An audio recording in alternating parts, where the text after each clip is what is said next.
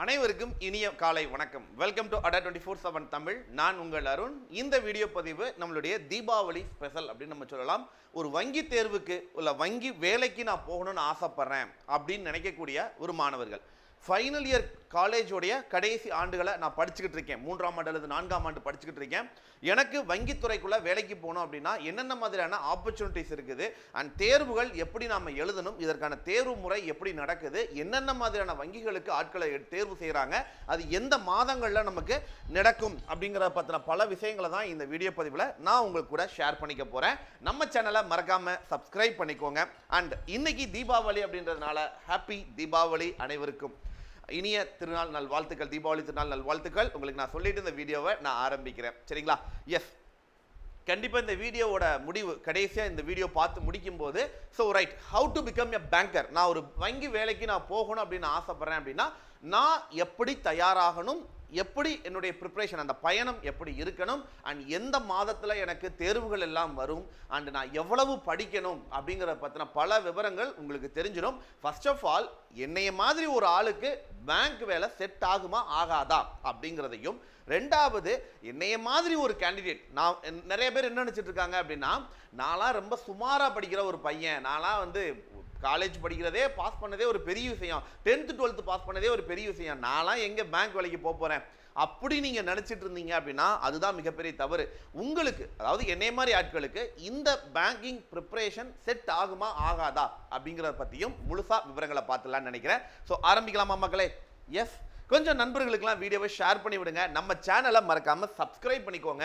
வங்கி தேர்வுகளுக்கான ப்ரிப்பரேஷனுக்கு சப்போர்ட்டுக்கு பார்த்தீங்க அப்படின்னா நிறைய வீடியோ நம்ம சேனலில் கொடுத்துட்ருக்கோம். நீங்கள் பார்த்துட்டு இருக்கிறது அடா 24/7 தமிழுடைய 2வது சேனல், அடா 24/7 தமிழ் பேங்க் அண்ட் எஸ்எஸ்சி அப்படின்ற யூடியூப் சேனல். இதில் முழுக்க வங்கி தேர்வுகள் மற்றும் எஸ்எஸ்சி மாதிரியான மத்திய அரசாங்கத்தினுடைய தேர்வுகளுக்கு தயாராகிறவங்களுக்கு வீடியோக்கள் கொடுக்கப்படும், சரிங்களா?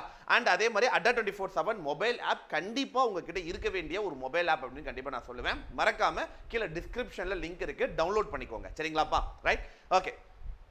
ஸோ இந்த பேங்கிங் ப்ரிப்பரேஷன் அப்படின்னு சொல்லும்போது இந்த கிளாஸஸ் பற்றிலாம் என்கொயரி நிறைய பேர் கேட்பீங்க. வீடியோ ஃபுல்லாக பார்த்ததுக்கப்புறம் ப்ரிப்ரேஷன் ஆரம்பிக்கணும், என்கொயரி ஏதாவது இருக்குது அப்படின்னு நீங்கள் நினச்சிங்க அப்படின்னா இந்த நம்பருக்கு நீங்கள் கால் பண்ணலாம்ப்பா, ரைட்டா? இன்னைக்கு Deepavali special offer double time validity இதெல்லாம் இருக்குது. குறிப்பாக இந்த வளம் 5.2லாம் பேங்க் எக்ஸாமுக்கான பேசிக் கிளாஸ். பட் என்னோட சஜஷன், நீங்கள் ஒரு காலேஜ் ஃபைனல் இயர் படிக்கிற ஸ்டூடெண்ட்டாக இருக்கீங்க அப்படின்னா மெகா பேக்கில் ஜாயின் பண்ணிக்கோங்க. அதுவும் இந்த ஆஃபர் கோடுன்ற இடத்துல Y249 அப்படின்ற ஆஃபர் கோடை அப்ளை பண்ணீங்க அப்படின்னா ஜஸ்ட் ஒரு 4,976 ரூபாய் வரும், அரௌண்ட் 5,000 வச்சுக்கோமே. 5,000 ருபீஸுக்கு இதை விட 200 ரூபா என்ன கம்மியாகும், ரைட்டா? ஒரு 5,000 ருபீஸுக்கு 2 வருஷத்துக்கு அன்லிமிட்டெட் வீடியோ கிளாஸஸ். நீங்கள் என்ன வீடியோ வேணாலும் இதில் நீங்கள் அக்சஸ் பண்ணிக்க முடியும். நம்ம அடா 24/7 தமிழில் லான்ச் பண்ணுற எல்லா கிளாஸ், டிஎன்பிஎஸ்சி, பேங்க், எஸ்எஸ்சின்னு சொல்லி எல்லாமே ஃபியூச்சரில் நீங்கள் டிசைட் பண்ண போகிற அந்த ஒரு எக்ஸாமுக்கான ப்ரிப்பரேஷனை எங்களோட இணைஞ்சே நீங்கள் ப்ரிப்பேர் பண்ணலாம். ஸோ இப்போவே கீழே டிஸ்கிரிப்ஷனில் லிங்க் இருக்குது. அப்படி இல்லை அப்படின்னா இந்த நம்பருக்கு நீங்கள் கால் பண்ணலாம். என்கொயரி பண்ணிவிட்டு ஜாயின் பண்ணும்போது இந்த ஆஃபர் கூட அப்ளை பண்ணிக்கோங்க, சரிங்களா?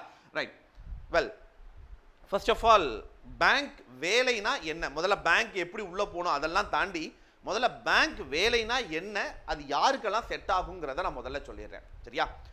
இதில் கேர்ள்ஸ் அண்ட் பாய்ஸ் எல்லாருக்குமே ரைட்டா காமன் தான், ரைட்டா? ஸோ நான் காமனாக சொல்கிறேன், யார் யாருக்கு சூட்டபிள் அப்படின்றத நீங்களே முடிவு பண்ணிடுங்க. ஃபர்ஸ்ட் ஆஃப் ஆல், பேங்க் வேலை அப்படின்றது நம்ம நினைக்கிற மாதிரி காலையில் 10 மணிக்கு போயிட்டு சாயந்தரம் ஒரு 5 மணிக்கெலாம் வீட்டுக்கு வந்துடுவோம் அப்படின்னு நீங்கள் நினச்சிட்டு இருந்தீங்க அப்படின்னா அது கிடையாது. பேங்க் வேலை அப்படிங்கிறது ரைட்டா, இட்ஸ் பேங்க்கோட ஒர்க்கிங் ஹவர்ஸ். ஃபஸ்ட்டு நம்ம தெரிஞ்சுக்க வேண்டியது, நம்ம கஷ்டப்பட்டு ஒரு எக்ஸாமுக்கு படித்து எக்ஸாம் கிளியர் பண்ணி வேலைக்கு போக போகிறோம். அப்போ முதல்ல நம்ம தெரிஞ்சுக்க வேண்டியது அந்த வேலை எப்படி இருக்குங்கிறது நம்ம தெரிஞ்சுக்கணும் ஃபஸ்ட்டு, சரியா? நீங்கள் சொல்கிற மாதிரி 10 மணிக்கு பேங்க் போட்டுட்டு சாயந்தரம் 5 மணிக்கெலாம் வேலைக்கு வீட்டுக்கு வர்றதெல்லாம் பார்த்தீங்க அப்படின்னா ஒரு 1970, 80, 90 காலகட்டங்களில் கூட பார்த்தீங்க அப்படின்னா அது சாத்தியம். ஆஃப்டர் தட் ஒரு 2000க்கு அப்புறம் கம்ப்யூட்டர் இனோவேட் ஆனதுக்கு அப்புறமா, ரைட்டா? ஸோ இன்ட்ரோ ஆனதுக்கு அப்புறமா இப்போ எல்லா பேங்க்லையுமே கம்ப்யூட்டரைஸ் பண்ணிட்டாங்க. அப்போது இப்போ பார்த்தீங்க அப்படின்னா நமக்கு 2010 ஒரு 12 வரைக்கும் கூட வச்சுக்கோமே, ஓரளவுக்கு லிபரலாக நடந்துச்சு. 2014 அந்த 14, 15க்கு அப்புறம்லாம் பார்த்தீங்கன்னா எல்லா பேங்க்குமே முழுக்க கம்ப்யூட்டரைஸ் பண்ணிட்டாங்க, சரியா? ரைட், இப்போ அதுக்கு தகுந்த மாதிரி ஏன் கம்ப்யூட்டரைஸ் பண்ணுறாங்க? ஏன்னா டிரான்சாக்ஷன் அதிகமாக நடக்குது, அதிகமான ஆட்கள் வங்கிகளை பயன்படுத்த ஆரம்பிச்சுட்டாங்க, கரெக்டாக? இப்போ காலேஜ் படிக்கிற நமக்கே பார்த்தீங்கன்னா அக்கௌண்ட் இருக்குது, ரைட்டா? உங்களுக்கு நீங்களே காலேஜ் படிச்சுட்டு இருக்கீங்க, உங்ககிட்டயே ஒரு 2 அக்கௌண்ட் இருக்கும், ஒரு மினிமம் ஒரு அக்கௌண்ட்டாவது உங்ககிட்ட இருக்கும். கரெக்டா? ஸோ இப்போ எல்லாருமே காலேஜ் படிக்கிற காலகட்டங்கள்லேயே பேங்க் அக்கௌண்ட் ஓப்பன் பண்ண வேண்டிய கட்டாயங்கள் வந்துடுது. சொல்லப்போனால் ஸ்கூல் டேஸ்லேயே வந்து பார்த்தீங்க அப்படின்னா பேங்க் அக்கௌண்ட் ஓப்பன் பண்ண வேண்டிய நெசசிட்டி அவங்களுக்கு வந்துடுது. அப்போ அந்த இடத்துல இருந்தே நிறைய மக்கள் பயன்படுத்த ஆரம்பிக்கிறதுனால கம்ப்யூட்டரைஸ் பண்ணிட்டாங்களா, இப்போ யூசர்ஸ் அதிகமாயிட்டாங்க. அப்போ யூசர்ஸ் அதிகமாகறாங்க அப்படின்னா வேலை நேரமும் வேலை பளுவும் அதிகரிக்கும். கரெக்டா? அப்போ காலை 10 மணிக்கு போயிட்டு 5 மணிக்கெலாம் வீட்டுக்கு வந்துடலாம் அப்படின்னு நீங்கள் நினச்சிங்கன்னா எந்த பேங்க்லையுமே அப்படிப்பட்ட ஒரு நிலைமை இருக்காது. அதை முதல்ல தெளிவாக புரிஞ்சுக்கோங்க ஃபர்ஸ்ட் ஆஃப் ஆல். சரியா? சரி, அப்போ எத்தனை மணிக்கு சார் வேலைக்கு போவோம், எத்தனை மணிக்கு சார் வேலையை விட்டு வருவோம் அப்படின்னு கேட்டிங்க அப்படின்னா 10 மணின்றது ஸ்டாண்டர்ட். காலை 10 மணிக்கு தான் பேங்க் ஓப்பன் ஆகும். நீங்கள் ஒரு 9:45 9:50க்கு நீங்கள் பேங்க்குள்ளே என்ட்ரி ஆகிற மாதிரி இருக்கும். பிஃபோர் தட், ஏன்னா 10 மணிக்கு பேங்க் ஓப்பன் போது கவுண்டரில் ஆள் உட்காந்துருக்கணும். அட்லீஸ்ட் நீங்கள் கேஷில் போய் என்ன பண்ணும், அந்த கஜானான்னு சொல்லுவாங்கல்ல, உள்ளேருந்து கேஷை வெளியே எடுத்துட்டாவது வரணும். 10 மணிக்கு நீங்கள் வந்து 10:30 மணிக்கு போய் கேஷ் எடுத்துகிட்டு வந்தீங்கன்னா இருக்கிறவன் டென்ஷன் ஆகிடுவாங்க. கரெக்டா? அப்போ 10 மணிக்கு நீங்கள் கல்லால் உட்காரணும். அப்படிங்கும்போது ஒரு 9:45 9:50க்குலாம் நீங்கள் என்ட்ரி ஆகிற மாதிரி இருக்கும் பேங்க்கில். சரி, 10 மணி நம்மளோட ஒர்க்கிங் ஹவர்ஸ் ஸ்டார்ட் ஆகுது. சரி, அப்போது எத்தனை மணிக்கு வேலை முடியும் அப்படின்னு கேட்டிங்க அப்படின்னா அரௌண்ட் ஒரு 7 to 8 o'clock மினிமம் நமக்கு ஆகிடும். சரியா? 7 to 8ங்கிறது ஆவரேஜ் ஆஃப் டைம். சில நேரங்களில் சில பிரான்ச்சஸ் பொறுத்த வரைக்கும் ரொம்ப அதிகமான, ரொம்ப heart of the city, Chennai மாதிரியான ஒரு மெட்ரோபாலிட்டன் சிட்டியில் ஒரு சென்டர் ஆஃப் த டவுனில் உங்களுக்கு வந்து ஒரு போஸ்டிங் கிடைக்குது அப்படின்னா அங்கே கோடிக்கணக்கில் டிரான்சாக்ஷன் நடக்கும். அப்போ அதெல்லாம் நீங்கள் கணக்கு பார்த்து டேலி பண்ணிடுற எல்லாமே பர்ஃபெக்டாக இருக்குது. ஏன்னா வெறும் உள்ளே வாங்கி போடுறதும் வெளியே கொடுக்குறது மட்டும் கிடையாது. அங்கே லோன் செக்ஷன் இருக்கும், நிறைய இருக்கும், ரைட்டா? என்கொயரி இருக்கும், என்னென்ன வந்திருக்கு, என்னென்ன மாதிரியான என்கொயரிஸ் வந்திருக்கு, எதெல்லாம் நம்ம சால்வ் பண்ணியிருக்கோம், அப்ளிகேஷன் எவ்வளோ ரிசீவ் ஆயிருக்கு. ஃபார் எக்ஸாம்பிள் லோனுக்கு கேட்டிருக்காங்க, இந்த பக்கம் அக்கௌண்ட் ஓப்பன் பண்ண கேட்டிருக்காங்க, அண்ட் நிறைய என்கொயரிஸ் வருது. இதெல்லாம் நம்ம க்ளோஸ் பண்ணியிருக்கோமா இல்லையா, எவ்வளோ பெண்டிங்கில் இருக்குது, எது என்னென்ன ப்ராப்ளமில் நிற்கிது. ஸோ எல்லாமே ஒரு மேனேஜர்கிட்ட வந்து நிற்கும். சரியா? அப்போ அந்த இடத்துல வந்து பார்த்தீங்கன்னா நமக்கான ரெஸ்பான்சிபிலிட்டி அதிகமாகும் போது கொஞ்சம் டைம், ஒரு 8ன்றது 9 மணி கூட ஆகலாம். சரியா? ஸோ இதுதான், இது எல்லா பேங்க்லையுமே 9 மணி வரைக்கும் 10 மணி வரைக்கும் உங்களுக்கு கோராப்பாங்கன்னு கிடையாது. எல்லா பேங்க்லையுமே 6 மணி 6:30 மணி வந்து எஞ்சி போப்பான்னு சொல்லிட மாட்டாங்க. Based on that branches, based on the manager, உங்களுக்கு வரப்போகிற அந்த மேனேஜரை பொறுத்து கொஞ்சம் டைம் முன்ன பின்ன ஆகும். ஆனால் சாலிடாக ஒரு 6:30 7 மணிங்கிறது நார்மல் ஒரு டைம். சரியா? இது யாருக்காக மெயினாக நான் சொல்கிறேன் அப்படின்னா பெண்களுக்காக. ஏன்னா இன்னைக்கு ஸ்டேஜுக்கு நீங்கள் ஒரு young person before that marriage okay, but after the marriage குழந்தைகள் வர்றாங்க. ஸோ அவங்கள நம்ம பார்க்கணும் அப்படிங்கிற ஒரு காலகட்டம் வரும்போது 9 மணி வரைக்கும் நம்ம ஆஃபீஸில் உட்காந்துருக்கோம் அப்படின்னா நம்ம கஷ்டமாக இருக்குமே அப்படின்னு நிறைய பேர் யோசிச்சிங்க அப்படின்னா கண்டிப்பாக ஸோ அதுக்கு தகுந்த மாதிரி பிளான் பண்ணிக்கணும் ஃபர்ஸ்ட் ஆஃப் ஆல். ரெண்டாவது, பேங்க் வேலை எப்படி இருக்கும், பேங்க்கோட ஒர்க்கிங் ஹவர்ஸை பற்றி பேசுகிறோம். வேலை எப்படி இருக்கும், ஒரே மாதிரியான வேலையாக தான் இருக்கும். நீங்கள் மாறுவீங்க, ஒரு இடத்துலேருந்து இன்னொரு இடத்துக்கு மாறி டெய்லியும் போய் டெய்லி கேஷியராகவே நீங்கள் உட்கார போகிறது கிடையாது. ஃபார் எக்ஸாம்பிள் கிளரிக்கல் போஸ்ட்டில் போனீங்க அப்படின்னா. ஆனால் நீங்கள் அசிஸ்டன்ட் மேனேஜர் டேரெக்டாக இதில் வந்து 2 போஸ்ட் டேரெக்டாக பேங்க் வேலையை பொறுத்த வரைக்கும் 2 டைப் ஆஃப் த போஸ்ட் நமக்கு ரெக்ரூட்மெண்ட் நடக்கும். ரைட்டா? இது ரெண்டுக்குமே எலிஜிபிள் கிரைட்டீரியான்னு பார்க்கும்போது ஒரு டிகிரி தான். ரைட்டா? ஃபர்ஸ்ட் ஒன் பார்த்தீங்க அப்படின்னா PO ப்ரொபகேஷன் ஆஃபீஸர் அப்படின்னு சொல்லுவாங்க, இன்னொரு கிளர்க்கு. ஸோ இது வந்து ஸ்கேல் 1 ஆஃபீஸர், அதாவது நமக்கு அசிஸ்டன்ட் மேனேஜர் அப்படின்னு நம்ம சொல்லுவாங்க. ரைட்டா? அசிஸ்டன்ட் மேனேஜர் அப்படின்னு சொல்ல ஸ்கேல் 1 ஆஃபீஸர்னு சொல்லுவாங்க. இது direct recruitment of officer level. Clerk அப்படின்றது கேஷியர் மற்றும் அதர் வேலைகள்லாம் இருக்காங்கல்ல அவங்க. சரியா? இதில் போனாலும் அடுத்த ஒரு 3 to 4 இயர்ஸில் நீங்கள் ஸ்கேல் 1 ஆஃபீஸர் ப்ரொமோஷனில் போயிடுவீங்க. அதை பற்றி நீங்கள் கவலைப்பட வேண்டாம். ரைட்? இப்போ நமக்கு POவாக போயிட்டீங்க அப்படின்னா அந்த பிரான்ச்சோட அசிஸ்டன்ட் மேனேஜர் லெவலில் நீங்கள் போய் உட்காருவீங்க. இல்லை அப்படின்னா கிளர்க்கு, இல்லைனா வந்துட்டு நமக்கு சலான் என்கொயரி பண்ணுறது, இல்லைனா வந்துட்டு பேங்க் பாஸ்புக்கை என்ட்ரி போடுறது, சம்திங் அந்த மாதிரியான ஏதோ ஒரு ஒர்க் அங்கே இருக்கும். சரியா? ஸோ பேங்க்கில் உட்காந்து வேலை பார்க்குற மாதிரியான வேலை. மோஸ்ட் ஆஃப் தட் அந்த ஒரு பிரான்ச்சில் ஒரே மாதிரியான வேலைகள் தான் ரொட்டீனாக நீங்கள் பார்க்குற மாதிரி இருக்குமே தவிர, பட் எவ்ரிடே கஸ்டமர்ஸ் வேறு புதுசாக வருவாங்க. விதவிதமான என்ன சொல்கிறது ஒரு சூழல் நீங்கள் பார்ப்பீங்க, ஒரே மாதிரி சூழலாக இருக்காது. ஏன்னா ஒரு கஸ்டமர் ரொம்ப பதட்டமாக வருவாங்க, சில கஸ்டமர் ஜாலியாக உட்காந்துருப்பாங்க, சில கஸ்டமர் நம்மளை டென்ஷன் ஏற்றுவாங்க, சில கஸ்டமர் அவங்க டென்ஷன் ஆவாங்க. பட் அதெல்லாம் தாண்டி ஒர்க்கிங் அப்படின்றது பார்த்தீங்கன்னா கிட்டத்தட்ட ஒரே மாதிரி ஒர்க்காக தான் உங்களுக்கு இருக்கும். ஸோ நீங்கள் நினைக்கிற மாதிரி வெளியில் போய் ஜாலியாக ஊர் சுற்றி விதவிதமான ஆட்களை பார்த்து விதவிதமான என்ன சொல்கிறது கல்ச்சர்ஸ், ரைட்டா? ஸோ வேறு மக்களை பார்த்து அப்படிப்பட்ட வேலைகளெல்லாம் இங்கே இருக்காது. சரியா? அதனால இது ஒரு மாதிரி. பட் இந்த டிரான்ஸ்ஃபர் அப்படின்றது 3 to 4 இயர்ஸ் ஒன்ஸ் கண்டிப்பாக டிரான்ஸ்ஃபர் இருக்கும். கண்டிப்பாக டிரான்ஸ்ஃபர்ஸ் இருக்கும். டிரான்ஸ்ஃபரே இல்லாமல் நான் பேங்க்கில் வாங்கின முதல்ல எங்கே போஸ்டிங் வாங்குறேனோ ரிட்டையர்ட் ஆகிற வரைக்கும் அதிலே நான் ஒப்பேத்திடலாமா அப்படின்னா கண்டிப்பாக இருக்க மாட்டீங்க. கண்டிப்பாக டிரான்ஸ்ஃபர்ஸ் இருக்க தான் செய்யும். சரியா? ஸோ இதுதான் ஒரு பேங்க்கோட ஒரு பிகினர் தெரிஞ்சுக்க வேண்டிய ஒன்று. ஏன்னா நம்ம எக்ஸாம் கிளியர் பண்ணி போனதுக்கு அப்புறம் இதெல்லாம் தெரிஞ்சிச்சு அப்படின்னா மனசே வெடிச்சிடும். ஐயோ இதெல்லாம் தெரிஞ்சா நான் அந்த பேங்க் வேலை பக்கமே வந்திருக்க மாட்டேன்டா அப்படின்னு சொல்லி நம்ம யோசிச்சிருக்க கூடாது. ரைட், ஓகே, சரி, இது வரைக்கும் நம்ம பார்த்தாச்சு. இப்போ அடுத்தது என்ன அப்படின்னா இதுக்கான எப்போ இதுக்கான நோட்டிஃபிகேஷன் போடுவாங்க, என்னென்ன நோட்டிஃபிகேஷன்ல வரும் அப்படின்னு பார்க்கும்போது எல்லாத்துலேயுமே இப்போ நான் சொல்ல போகிற எல்லா பேங்க்லையுமே இந்த 2 டைப் ஆஃப் நோட்டிஃபிகேஷன் உங்களுக்கு இருக்கும். சரியா? ஃபர்ஸ்ட் ஒன் இதை 4 டைப்பாக நம்ம பிரிக்கலாம்ப்பா. இந்த பேங்க் வேலையை நம்ம 4 டைப்பாக நம்ம பிரிக்கலாம். எப்படி பிரிக்கலாம் அப்படின்னு பார்த்தோம் அப்படின்னா பேங்க் ஜாப் எப்படி பிரிக்கலாம் அப்படின்னா ஃபர்ஸ்ட் வந்து பார்த்தீங்க அப்படின்னா IBPS RRB அப்படின்னு சொல்லுவாங்க. அடுத்தது பார்த்தீங்க அப்படின்னா IBPS அப்படின்னு சொல்லுவாங்க. அடுத்தது SBI அப்படின்னு சொல்லுவாங்க. அடுத்தது RBI அப்படின்னு சொல்லுவாங்க. சரியா? அதாவது IBPS RRBன்றது கிராம வங்கிகள், அதாவது ரீஜனல் ரூரல் பேங்க், கிராமப்புற வங்கிகள் அப்படின்னு சொல்லுவாங்க. நம்ம தமிழ்நாட்டில் எந்த பேங்க் இருக்கு அப்படின்னா தமிழ்நாடு கிராம வங்கி அப்படின்னு ஒரு பேங்க் இயங்கிட்டு இருக்கு. சரிங்களா? அது பெரும்பாலும் பார்த்தீங்க அப்படின்னா சிறு நகரங்கள் மற்றும் கிராமப்புறங்களில் அதிகமாக இருக்கும். மெட்ரோபாலிட்டன் சிட்டி மாதிரி ஹார்ட் ஆஃப் த சிட்டிஸ்குள்ளெல்லாம் உங்களுக்கு அந்த பிரான்ச்சஸ் பார்க்குறது ரொம்ப ரேராக இருக்கும். பட் அங்கங்கே சிட்டியோட அவுட்டர் சைடில் நீங்கள் பார்ப்பீங்க. அடுத்தது IBPS. சார் இதில் எதுவுமே நான் பார்க்குற பேங்க்கே வரலையே, நான் எனக்கு தெரிஞ்சதெல்லாம் இந்தியன் பேங்க்கு, இந்தியன் ஓவர்சீஸ் பேங்க்கு, கெனரா பேங்க்கு, இந்த மாதிரி பேங்க்கு தானே நான்லாம் பார்த்துருக்கேன். நீங்கள் என்ன ஏதோ IBPS RRBன்னு சொல்கிறீங்களே அப்படின்னா எஸ், அதாவது இந்த IBPS அப்படின்றது தான் அந்த குழுமம். ஓகேவா? நமக்கு வெப்சைட் வந்து பார்த்தீங்க அப்படின்னா IBPS.in அப்படின்ற வெப்சைட்டில் தான் இதை பற்றின அப்டேட் எல்லாம் நீங்கள் தெரிஞ்சுக்குவீங்க. இந்த IBPSனா யாரு அப்படின்னா இந்தியன் பர்சனல் பேங்கிங் செலெக்ஷன் அப்படின்னு சொல்லக்கூடிய ஒரு குழுமம். அதாவது இந்த பேங்க் எக்ஸாம் எல்லாம் நடத்துகிற போர்டு. நம்ம TNPSC எக்ஸாம் நடத்துகிறாங்கல்ல, இப்போ TNPSCனா என்னது? நமக்கு TNPSC வேலை எக்ஸாம் கிளியர் பண்ணாமல் TNPSCயில் போய் வேலை பார்ப்போமா? இல்லை, தமிழ்நாட்டில் இருக்கக்கூடிய ஏதோ ஒரு அரசு அலுவலகங்களில் வேலை பார்ப்போம்ல. அப்போ அந்த அரசு அலுவலகங்களில் இருக்கக்கூடிய வேலைகளுக்கான ஆட்களை தேர்வு செய்யறது அந்த TNPSCன்ற ஒரு குழுமம், ஒரு போர்டு நடத்துதா? அது மாதிரி தான் இந்த IBPSன்றது ஒரு போர்டு. அவங்க தான் இந்த எக்ஸாம் எல்லாம் நமக்கு கண்டக்ட் பண்றாங்க. இந்த IBPS RRBல நம்ம தமிழ்நாடை பொறுத்த வரைக்கும் ஒரே ஒரு பேங்க் தான் நமக்கு இருக்கு, அதுதான் தமிழ்நாடு கிராம வங்கி. நம்ம தமிழ்நாட்டை பொறுத்த வரைக்கும். சரியா? இந்தியாவில் நிறைய பேங்க் இருக்கு. IBPS பொறுத்த வரைக்கும் நமக்கு இதுல 11 வங்கிகள் பார்ட்டிசிபேட் பண்ணுவாங்க. இதில் தான் நீங்கள் உங்களுக்கு தெரிஞ்ச அந்த 11 வங்கிகள், Indian bank, Indian overseas bank, Canara bank, union bank of India, united bank, அதே மாதிரி பார்த்தீங்கன்னா Punjab national bank, Punjab and Sindh bank, நிறைய பேங்க் பார்ப்போம்ல, பேங்க் ஆஃப் பரோடா, இதெல்லாம் பார்த்துருக்கோம்ல. இந்த மாதிரி மொத்தம் 11 வங்கிகள் நமக்கு இருக்குது. இந்த 11 வங்கிகளுக்கும் ஒரே எக்ஸாமாக தான் நடத்துவாங்க. சரிங்களா? 2 போஸ்டிங், அசிஸ்டன்ட் மேனேஜருக்கு ஒரு எக்ஸாம், கிளர்க்குக்கு ஒரு எக்ஸாம் அப்படின்னு சொல்லி 2 நோட்டிஃபிகேஷன் போட்டு 2 தனித்தனி எக்ஸாம் பேஸ்ட் ஆன் ப்ரிஃபரன்ஸ். உங்ககிட்ட கேட்பாங்க அப்ளை பண்ணும்போதே, முதல்ல நீங்க உங்களுடைய ரேங்கிங் அடிப்படையில் எடுத்துரும் நீங்க எந்த பேங்க் வேலைக்கு போகணும் அப்படின்னு சொல்லி கேட்பாங்க. 2வது 3வது 4வது அப்படின்னு சொல்லி 11 பேங்கோட ஆர்டரை உங்கள்கிட்ட வாங்கிக்குவாங்க. ஸோ இந்த 11 பேங்க்குக்கு சேர்த்து நீங்க எக்ஸாம் எழுதுவீங்க.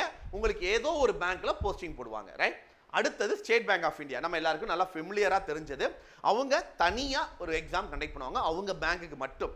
கடைசியா RBI, reserve bank of India. ஆமா, RBIக்குமே ஆட்கள் எடுக்கிறாங்க. சரியா? நிறைய பேர் சார் RBIக்குலாம் ஆள் எடுக்கிறாங்களா, RBIக்குலாம் வேலையில் இருக்கா அப்படிங்கிற இருக்கு. சரியா?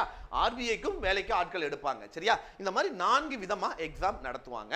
இதுல கண்டிப்பா நமக்கு நோட்டிபிகேஷன் எவ்ரி இயர் சாலிடா வந்து சொல்லி வச்ச மாதிரி போடுறது இவங்க 2 பேரை நம்ம சொல்லலாம். இவன் வந்து பாத்தீங்க அப்படின்னா ஜூன் மாதத்துல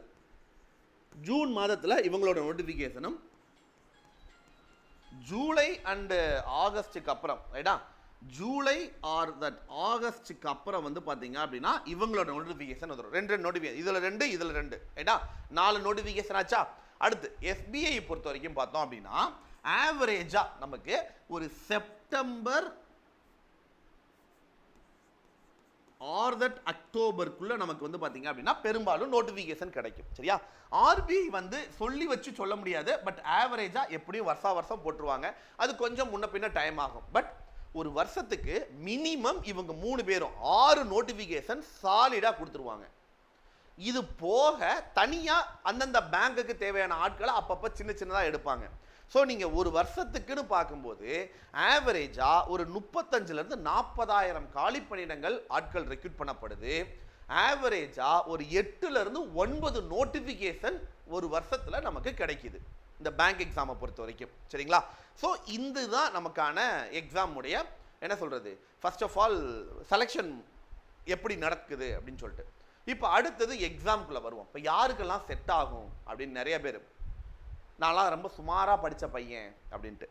அகாடமிக் எக்ஸாம், அதாவது உங்கள் காலேஜ் மற்றும் ஸ்கூல் இருக்குது பார்த்தீங்களா, அங்கே நீங்கள் படித்த எக்ஸாம் அண்ட் ப்ரிப்பேர் பண்ண சிலபஸுக்கும் பேங்க்கில் நீங்கள் ப்ரிப்பேர் பண்ணுற சிலபஸுக்கும் சம்பந்தமே கிடையாது. அது வேற, இது வேற. நிறைய மாணவர்கள் அகாடமிக்கில் ரொம்ப சுமாரான மார்க் எடுத்திருப்பாங்க, ஆனால் காம்படேட்டிவ் எக்ஸாமில் பயங்கரமாக மார்க் எடுத்து ஏன் ஐஏஎஸ் ஐபிஎஸ் ஆஃபீஸர்ஸ்லாம் ஆயிருக்காங்க. எத்தனையோ ஐஏஎஸ் ஆஃபீஸர் வந்து என்னோட 10th மார்க் ஷீட் பாருங்களேன், நான் எவ்வளோ கம்மியான மார்க் எடுத்திருக்கேன்னு சொல்லி ஷேர் பண்ணி நீங்கள் பார்த்துருப்பீங்க. கரெக்டா? ரைட். ஸோ நம்ம ஐஏஎஸ் ஐபிஎஸ் பற்றி பேச வேண்டாம், நம்ம டேரெக்டாக இங்கே பேங்க் எக்ஸாம் பற்றி மட்டும் பேசுவோம். ஏன் அதுக்கும் இதுக்கும் சம்மந்தம் இல்லைன்னு சொல்கிறேன்னா, நீங்கள் படிக்க போகிற எதுவுமே அதோட ரிலேட்டட் கிடையாது. என்னென்ன சப்ஜெக்ட் நீங்கள் படிப்பீங்க அப்படின்னு பார்த்தீங்க அப்படின்னா, ஃபர்ஸ்ட்டு ரீசனிங், ரெண்டாவது ஆப்டிடியூடு, மூணாவது இங்கிலீஷ், நாலாவது கரண்ட் அஃபயர்ஸ் அப்படின்ற இந்த 4 சப்ஜெக்ட் தான் நீங்கள் படிப்பீங்க. இதில் 5ஆவதா கம்ப்யூட்டர் நாலேஜ்னு ஒரு பேப்பர் இருக்குது, அது கொஞ்சம் கூடுதலாக ஒரே ஒரு எக்ஸாம் தமிழ்நாடு கிராம வங்கியில் மட்டும் வரும். சரியா? மேஜராக இந்த 4 சப்ஜெக்ட் தான் நீங்கள் படிக்க போகிறீங்க. இதில் ரீசனிங் அப்படின்ற சப்ஜெக்ட் வந்து யாருக்கா இருந்தாலும் நல்லா வந்துடும். ஆப்டிடியூடுன்றது மேக்ஸ் தான், அது ஓரளவுக்கு ப்ராக்டிஸில் கொண்டு வந்துடலாம், யாருமே பயப்பட வேண்டாம். பயப்பட வேண்டிய ஒரே ஒரு டாபிக் இங்கிலீஷ் மட்டும்தான். நான் ஆரம்பத்துலேருந்து இங்கிலீஷ் மீடியத்தில் படிச்சிருக்கேன், மெட்ரிகுலேஷன் ஆர் சிபிஎஸ்சி மாதிரி ஒரு நல்ல ஒரு என்ன சொல்கிறது இங்கிலீஷ் ஃப்ளூயன்ட் இருக்கக்கூடிய ஒரு பள்ளிக்கூடத்தில் நான் படிச்சுட்டு வந்திருக்கேன். எனக்கு இங்கிலீஷ் பற்றி கவலையே கிடையாதுன்னா நீங்கள் கண்ணை மூடிக்கு ட்ரை பண்ணலாம். பட் நான் ஆரம்பத்துலேருந்து ஒரு தமிழ் மீடியத்தில் ரொம்ப பிலோ ஆவரேஜ் மார்க்கில் தான் நான் எடுத்திருக்கேன். ஆனால் எனக்கு இந்த கிராமர்லாம் ஓரளவுக்கு எனக்கு நல்லாவே வரும் சார். நான் அவ்வளோ மோசம் கிடையாது. எனக்கு இந்த சயின்ஸ் வராது, சோசியல் வராது, இதெல்லாம் எனக்கு கஷ்டம். நிறைய பேருக்கு சயின்ஸ் சுத்தமாக வராது. கரெக்டா? மேக்ஸ்லாம் வந்து பார்த்தீங்கன்னா நம்ம இன்ஜினியரிங் மேக்ஸ்லாம் வேற, இங்கே பார்க்க போகிற மேக்ஸ்லாம் ஒரு சாதாரண மேக்ஸ், அது வேற. சரியா? நீங்கள் அதுக்கும் இதுக்கும் கனெக்ட் பண்ண வேண்டாம். இன்ஜினியரிங் மேக்ஸுங்கிறது டோட்டலி வேற, அதெல்லாம் நமக்கு இங்கே தேவையே படாது. டிக்னாமெட்ரி ஜாமெட்ரிலாம் வராது, அதெல்லாம் நீங்கள் பயப்படவே வேண்டாம். சரியா? மேக்ஸ் கூட எனக்கு சுமாராக தான் வரும் அப்படின்றவங்களுக்கு இங்கிலீஷ் ஓரளவுக்கு வரும் அப்படின்றவங்க தைரியமாக பேங்க் எக்ஸாம் ட்ரை பண்ணலாம். ஆனால் எனக்கு இங்கிலீஷ் சுட்டு போட்டாலும் எனக்கு வராது சார், தலையில நின்று கூட தண்ணி கூட குடிச்சிடுவேன், ஆனால் எனக்கு இந்த இங்கிலீஷ் வாயில் வர்றது தான் சார் எனக்கு கஷ்டம் அப்படின்னு நீங்கள் இருக்கீங்க அப்படின்னா, என்னோட பர்சனல் அட்வைஸ், மன தைரியம் இல்லை எனக்கு பேங்க் வேலைக்கு போகணுன்னு ஆசை, நான் தைரியமாக அதை நான் ப்ரிப்பேர் பண்ணுறேன், நான் அதை வர வச்சிருவேன். எனக்கு வந்து டியூஷன் போயாவது நான் இங்கிலீஷ் அடிஷனலாக நான் ப்ரிப்பேர் பண்ணிடுறேன், எனக்கு அது ஒரு கான்ஃபிடென்ட் இருக்குது அப்படின்னா நீங்கள் பண்ணுங்க. இல்லைன்னா மை அட்வைசபிள், தயவு செஞ்சு இந்த பக்கம் வர வேண்டாம் அப்படிங்கிறது என்னோட அட்வைசபிள். ஏன்னா இங்கே நிறைய பேர் தோற்று போன நிறைய பேர், எக்ஸாம் எழுதி ஃபெயிலான நிறைய பேர்கிட்ட கேட்டீங்க அப்படின்னா எதனால உனக்கு மார்க் வரல அப்படின்னா இங்கிலீஷை தான் காரணமாக சொல்லுவாங்க, இன்க்ளூடிங் நானும் தான். ஏன்னா நான் முதல்ல எக்ஸாம் ப்ரிப்பேர் பண்ணும்போது நான் ஒரு ஃபேமஸான ஒரு கம்பெனியில் ஒர்க் பண்ணிட்டு இருந்தேன். ஓகேவா? நான் ஐடி ஜாப், இன்ஜினியரிங் முடிச்சுட்டு என் கோர் ஃபீல்டில் வேலைக்கு போகணும் அப்படின்னு சொல்லிட்டு, ஏன் எல்என்டியிலப்பா, வேற ஒன்றும் இல்லை. சரியா? ஒரு எல்என்டியில் நான் வேலை பார்த்துட்டு இருந்தேன், கேரளாவில் வேலை பார்த்துட்டு இருந்தேன். எனக்கு கவர்மெண்ட் வேலை மாதிரி ஒரு அரசு வேலைக்குள்ளே போயிடணும்னு ஒரு ஆசை, ஷார்ட் பீரியடில் வேலைக்கு போகணும்னு ஆசை. ஸோ பேங்க் வேலை எழுதலாம், பேங்க் எக்ஸாம் எழுதலாம்னு சொல்லி ப்ரிப்பேர் பண்ணி வேலையை ரிசைன் பண்ணிட்டு வந்துட்டேன். ஸோ ரிசைன் பண்ணி வந்து நான் ப்ரிப்பரேஷன் ஆரம்பித்து ரைட் இங்கிலீஷ் தானே நம்ம பார்த்துக்கலாம் அப்படின்னு நினச்சேன். பட் ஆஃப்டர் தட் போக தான் தெரிஞ்சு இங்கிலீஷ் எனக்கு வரவே மாட்டேங்குது, நான் ரொம்ப கஷ்டப்படுறேன்றது. ஸோ ஸ்டில் நான் கிட்டத்தட்ட என்னுடைய இந்த 9 years எக்ஸ்பீரியன்ஸில் ஒரு 6 years வந்து எக்ஸாமுக்கு நான் ப்ரிப்பேர் பண்ணியிருக்கேன். இதில் ஏகப்பட்ட எக்ஸாம் ப்ரிலிம்ஸ் கிளியர் பண்ணி மெயின்ஸ் அண்ட் இன்டர்வியூ வரைக்கும் போயிருக்கேன். பட் என்னால் ஃபைனல் ரிசல்ட்டாக என்னால் வர முடியல. அந்த ஃபைனல் மார்க் எப்படி போகும் அப்படின்னா 2 மார்க் 3 மார்க் வித்தியாசத்தில் அந்த மாதிரிலாம் எனக்கு போகும். மிஞ்சி 1.75 2 2 மார்க் வித்தியாசம்லாம் எத்தனை தடவை ஃபெயில் ஆயிருக்கேன். எதனால அப்படின்னு பார்த்தா இங்கிலீஷில் மார்க் எனக்கு இருக்காது. ஸோ அந்த மாதிரி காரணத்தினால இங்கிலீஷ் எனக்கு தலைகீழாக நின்னாலும் எனக்கு வரமாட்டேங்குது, வராது அப்படின்னு முடிவு பண்ணிட்டீங்கன்னா please go the TNPSC site போயிடுங்க. ஏன்னா இங்கே நமக்கு என்ன கிடையாது, இங்கிலீஷ் கிடையாது அப்படின்றதுனால நம்ம அதை வந்து தைரியமாக ப்ரிப்பேர் பண்ணலாம். பட் இங்கிலீஷுங்கிற ஒரு பேப்பர் இங்கே இருக்கு, அதனால நீங்கள் இங்கிலீஷ் கை வச்சு தான் ஆகணும். அது முடியாதுன்னு சொல்லவே முடியாது நம்மளால. ஸோ அது நம்ம ப்ரிப்பேர் பண்ணி தான் ஆகணும். ரைட்? இப்போ யாருக்கு செட் ஆகும் யாருக்கு செட் ஆகுன்னு தெரிஞ்சிருச்சா? ரைட்? ஸோ இனிமே தைரியமாக நீங்கள் ப்ரிப்பரேஷனாக ஆரம்பிக்கலாம். அண்ட் வெல், இருக்கிறதுலேயே ரொம்ப காம்பேக்டான சிலபஸ். நீங்கள் சிலபஸை கவர் பண்ணுறதுக்கு ஜஸ்ட் 30 days போதும். 30 நாள் நீங்கள் படிச்சீங்க அப்படின்னா சிலபஸ் கவர் பண்ணிடலாம். அதுக்கப்புறம் நீங்கள் ப்ராக்டிஸ் பண்ணுறதுல தான் இருக்குது. எவ்வளோ வேகமாக எவ்வளோ அக்யூரஸியாக நம்ம ஆன்சர்ஸ் பண்ணுறோம் அப்படிங்கிறதுல அந்த வேகத்தில் தான் நம்மளுடைய சக்ஸஸ் ஒளிஞ்சிருக்கு. அண்ட் த எக்ஸாமோட time period very limited period, 3 months போதும். 3 மாதத்தில் உங்களால் ஒரு போஸ்டிங் வாங்க முடியும். பட் அந்த 3 மாதத்தில் வாங்குறதுங்கிறது அவ்வளோ ஈஸி கிடையாது. பட் நான் என்ன சொல்கிறேன்னா, ஒரு நோட்டிஃபிகேஷன் போட்டு அதனுடைய ஃபைனல் ரிசல்ட் வர்றதுக்கு அதிகபட்சம் ஒரு 5 மாதத்தில் உங்களுக்கு எக்ஸாம் எல்லாம் நடந்து முடிஞ்சிடும். ஃபைனல் ரிசல்ட் போட்டுருவாங்க. 3 மாதத்தில் எல்லா எக்ஸாமும் முடிஞ்சிடும். நான் தான் சொல்கிறேனே, ஜூன் மாதத்தில் உங்களுக்கு நோட்டிஃபிகேஷன் ஜூன் முதல் வாரத்தில் வரும். அது மேக்ஸிமம் ஜூன் 1ஆம் தேதி வந்துடும். ரைட்டா? ஜூன் 1ஆம் தேதி வந்துச்சு அப்படின்னா ஜூலை எண்டுலையும் ஆகஸ்ட் முதல் வாரத்திலையும் முதல் எக்ஸாம் இருக்கும். பிலிமினரி எக்ஸாம் அப்படின்னு நம்ம சொல்லுவோம். ஸோ த ஃபர்ஸ்ட் எக்ஸாம் வந்து பார்த்தீங்க அப்படின்னா பிலிம்ஸ். ஸோ அதுலேருந்து பாஸ் பண்ணீங்கன்னா கரெக்டாக 1 மாதம் செப்டம்பரில் உங்களுக்கு வந்து பார்த்தீங்க அப்படின்னா உங்களுக்கு மெயின்ஸ் எக்ஸாம் இருக்கும்.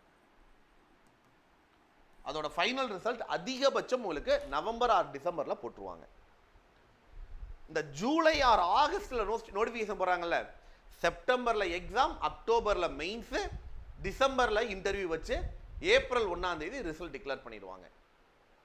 March 31 result, every year March 31 result போடுவாங்க. ஸோ இதுதான் அதோட ஒரு எக்ஸாம். ஸோ 3 மாதத்தில் எக்ஸாமே முடிஞ்சிடும் உங்களுக்கு நோட்டிஃபிகேஷன் போட்ட டேட்லேருந்து. இதே நீங்கள் டிஎன்பிசினா நோட்டிஃபிகேஷன் போட்டது வந்து 75வது நாள் எக்ஸாம். ரிசல்ட் எப்போ போடுவாங்கன்னு தெரியாது. ரயில்வே நோட்டிஃபிகேஷன் போட்டானா எப்போ எக்ஸாம் நடத்துவானே தெரியாது. மினிமம் 2லேருந்து 3 வருஷம் ஆகும். ஆனால் இவங்க நோட்டிஃபிகேஷன் போடுறதுக்கு முன்னாடியே எப்போ எக்ஸாம் டேட்டுங்கிறத முன்னாடியே ரிலீஸ் பண்ணிடுவாங்க. இந்த 2025 எப்பெல்லாம் எக்ஸாம் நடக்குதுங்கிறத ஜூன் மாதமே நமக்கு சொல்லிட்டாங்க. ஜூனில் சொல்லப்போனால் பிப்ரவரியிலே சொல்லிட்டாங்க. அதுக்கப்புறம் அதை கொஞ்சம் ரிவைஸ் பண்ணி ஜூனில் ஒரு அப்டேட் கொடுத்தாங்க. ஸோ எக்ஸாம் டேட் முன்னாடி வந்துடும். அதுக்கப்புறம் தான் நோட்டிஃபிகேஷன் வரும். ஸோ நீங்கள் ஃபைனல் இயர் ஸ்டூடெண்ட்டாக இருக்கீங்க அப்படின்னா இப்போ இந்த தீபாவளி பீரியடில் தான் உங்களுக்கு லேப் எல்லாம் நடக்கும். ரைட்டா? ஸோ லேப் நடந்ததுக்கு அப்புறமா நீங்கள் எக்ஸாம் எழுதிட்டு நவம்பரில் லீவ் முடிஞ்சு டிசம்பரில் போய் உங்களுக்கு ஃபைனல் செமஸ்டர் ஸ்டார்ட் ஆகும். கரெக்டாப்பா? ஸோ டிசம்பரில் உங்களுடைய ஃபைனல் ப்ரிப்ரேஷனை நீங்கள் ஃபைனல் இயரோட ப்ரிப்ரேஷன் உள்ளே போகிறீங்க, நீங்கள் ப்ராஜெக்ட் ஸ்டார்ட் பண்ணுறீங்க அப்படின்னா ஃபைனல் இயரோட லாஸ்ட் செமஸ்டரில் உங்களுடைய பேங்கிங் ப்ரிப்ரேஷனையும் நீங்கள் ஸ்டார்ட் பண்ணுங்கள். பேங்கிங் மட்டும் கிடையாது, எஸ்எஸ்சி ப்ரிப்ரேஷன் பண்ணுறதா இருந்தாலும் எஸ்எஸ்சியோட ப்ரிப்ரேஷனையும் இந்த டைம் பீரியடில் ஸ்டார்ட் பண்ணுங்கள். It's a right time. 2026 நீங்கள் ஒரு வங்கி அதிகாரி ஆவதற்கான ஒரு சரியான பயணமாக இந்த தீபாவளி உங்களுக்கு அமையும். இப்போ இந்த தீபாவளி உங்களுடைய ப்ரிப்பரேஷன் நீங்கள் பார்த்துட்டு இருக்கீங்க, ஒரு ஆஸ்பிரண்ட்டாக இல்லாமல் ஒரு காலேஜ் ஸ்டூடெண்ட்டாக இருக்கீங்க. அடுத்த பொங்கல் வரும்போது நீங்கள் ஒரு ஆஸ்பிரண்ட்டாக இருக்கணும். அடுத்த தீபாவளியில் நீங்கள் முடிஞ்ச அளவுக்கு ஒரு எக்ஸாமை கிளியர் பண்ணக்கூடிய ஸ்டேஜுக்கு நீங்கள் வந்துடணும். அடுத்த தீபாவளிக்குள்ளே ரிசல்ட் வந்துருமான்றது எனக்கு தெரியாது. ஏன்னா ஜூனில் நோட்டிஃபிகேஷன் போட்டால் நவம்பர் டிசம்பரில் தான் ரிசல்ட் வரும். பட் ஆல்மோஸ்ட் ஃபைனல் ஸ்டேஜில் இந்த தடவை எப்படியும் கிளியர் பண்ணிடுவேங்கிற ஒரு ஸ்டேஜில் அடுத்த தீபாவளி நீங்கள் வெயிட் பண்ண மாதிரி இருக்கணும். So all the best. நல்லபடியாக எக்ஸாமுக்கு ப்ரிப்பரேஷனை இப்போவே ஆரம்பிங்க. சரிங்களா? And well, so Deepavali special offer உங்கள் எல்லாருக்கும் நல்லா தெரியும். கிளாஸஸ் ஜாயின் பண்ணுறவங்க டிஎன் மெகா பேக்கில் ஜாயின் பண்ணிக்கோங்க. டிஎன் மெகா பேக் 5200 கிடையாது, 2 வருஷம் வேலிடிட்டி. ஜஸ்ட் என்னோட ஆஃபர் கூட அப்ளை பண்ணுங்கள். Y249 இந்த ஆஃபர் கூட அப்ளை பண்ணால் 4976 தான் வருது. அரௌண்ட் 5000. இதை விட இன்னும் 200 ரூபாய் கம்மியாக கிடைக்கும். மொபைல் ஆப் வழியாக பர்ச்சேஸ் பண்ணிக்கோங்க. கீழே டிஸ்கிரிப்ஷனில் மொபைல் ஆப்பும் இருக்குது, டிஎன் மெகா பேக்கும் லிங்க்கும் அட்டாச் பண்ணியிருக்கேன். மிஸ் பண்ணிடாமல் இன்றைக்கி கிளாஸ் ஜாயின் பண்ணிக்கோங்க. வளம் 5.0 பேங்க் எக்ஸாமுக்கான புக்கு எல்லாமே அவைலபிள் இருக்கு. ஏதாவது டீடைல் வேணும் அப்படின்னா என்னோட மெயில் ஐடியில் நீங்கள் காண்டாக்ட் பண்ணலாம். சரியா? இந்த நம்பருக்கு கால் பண்ணுங்க, என்கொயரி பண்ணுங்க. Y24 ஆஃபர் கூட பயன்படுத்திக்கோங்க. என்னுடைய டெலிகிராம் குரூப், என்னுடைய இன்ஸ்டா பேஜை ஃபாலோ பண்ணிக்கோங்க. Thank you so much and bye see you. Adda24/7 mobile app கீழே டிஸ்கிரிப்ஷனில் லிங்க் இருக்கு, மறக்காம டவுன்லோட் பண்ணிக்கோங்க. இந்த வீடியோ உங்களுக்கு பிடிச்சிருக்கு அப்படின்னா மறக்காம லைக் பண்ணி நண்பர்களுக்கு வீடியோ ஷேர் பண்ணுங்க. மீண்டும் சந்திப்போம். நன்றி, வணக்கம். தேங்க்யூ மக்களே.